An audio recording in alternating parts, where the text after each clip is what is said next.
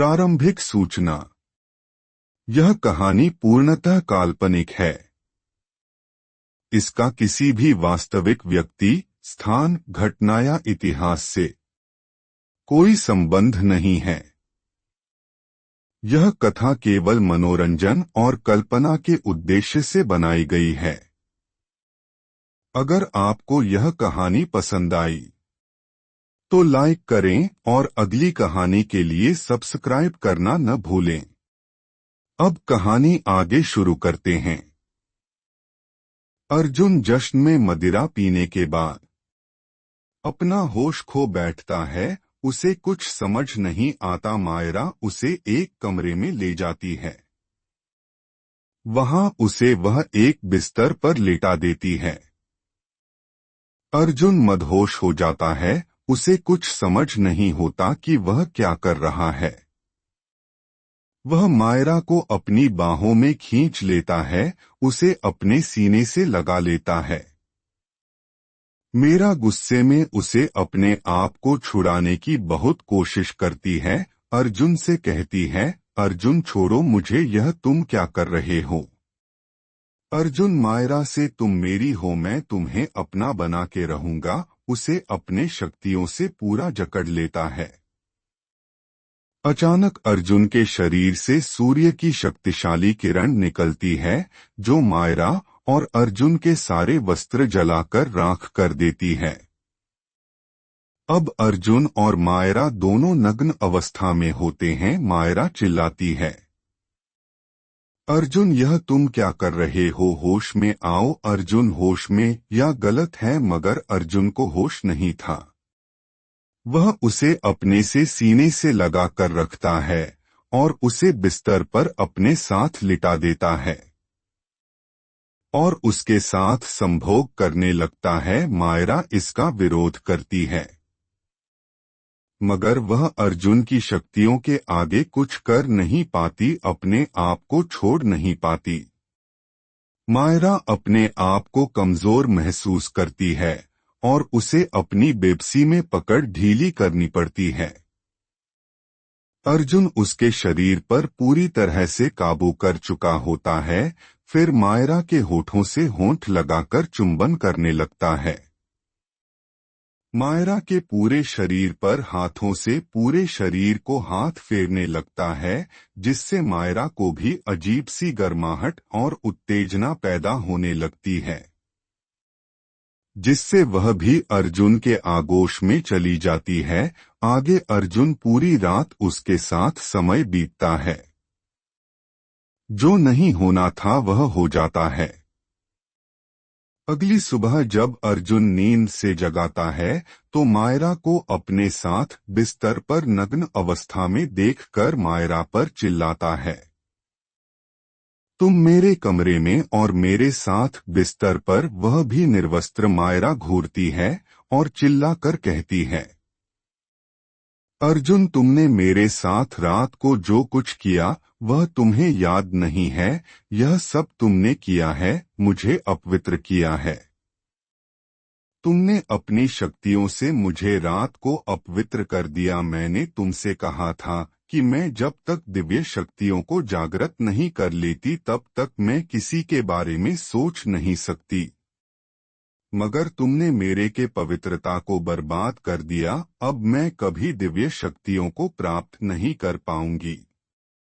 तुमने मदिरा के मदहोशी में आकर मेरे साथ जो किया है, मैं तुम्हें कभी माफ नहीं करूंगी।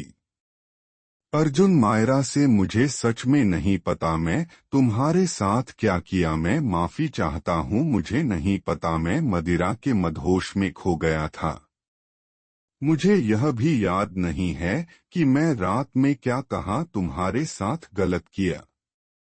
अर्जुन मायरा, पहले तुम अपने वस्त्र पहन लो। मायरा गुस्से में, तुम्हारे कमरे में मेरे वस्त्र नहीं है। अर्जुन अपनी शक्तियों से एक स्त्री वस्त्र निकलता है और मायरा को दे देता है, यह लो, इसे पहन लो। मायरा जल्दी से वह वस्त्र लेती है, वह पहन कर लेती है।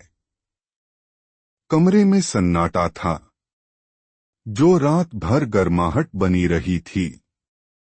अब उसी हवा में तनाव घुल गया था। अर्जुन चौंककर, मायरा, क्या हुआ? मायरा की आंखों में अब वह कोमलता नहीं थी। उसकी आवाज में दबा हुआ क्रोध और पीड़ा थी। यही तो समस्या है, अर्जुन। वह धीमे लेकिन तीखे स्वर में बोली। तुम्हें समझ ही नहीं आ रहा कि तुम क्या बनते जा रहे हो। अर्जुन एक कदम आगे बढ़ता है। अगर मैंने कुछ गलत। मायरा उसे बीच में ही रोक देती है। गलत? वह हल्की कड़वी मुस्कान के साथ बोली। तुम्हारी शक्ति बढ़ रही है, लेकिन तुम्हारे फैसले अभी भी तुम्हें तोड़ सकते हैं। उसकी आंखें चमक उठती हैं। मैं तुम्हारी ढाल बन सकती हूं, अर्जुन, लेकिन तुम्हारी कमजोरी नहीं। इतना कहकर वह मुड़ती है और तेज कदमों से बाहर चली जाती है। दरवाजा बंद होता है और उसी के साथ अर्जुन के भीतर कुछ टूट जाता है।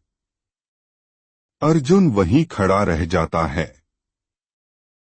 हवा हल्की सी उठती है, लेकिन अब उसमें सुकून नहीं। उसके भीतर एग्लोटस की आवाज गूंजती है। कुछ रिश्ते तभी बचते हैं जब समय दिया जाए। अर्जुन गहरी सांस लेता है। शायद मुझे अभी योद्धा बनने से पहले फिर से पुत्र बनना होगा। उसकी आंखों में दृढ़ता उतर आती है। दरवाजे के बाहर गोल्डन टाइगर पहले से सतर्क खड़ा था। उसने अर्जुन की आंखों में देखकर सब समझ लिया। वह दहाड़ता है, छोटी तेज दहाड़। अब रुकना सही नहीं। वह तुरंत बाकी साथियों की ओर मुड़ता है। सब सुनो, हम वापस चल रहे हैं अभी इसी क्षण। साथी चौंकते हैं। इतनी जल्दी? गोल्डन टाइगर की आंखें चमकती हैं।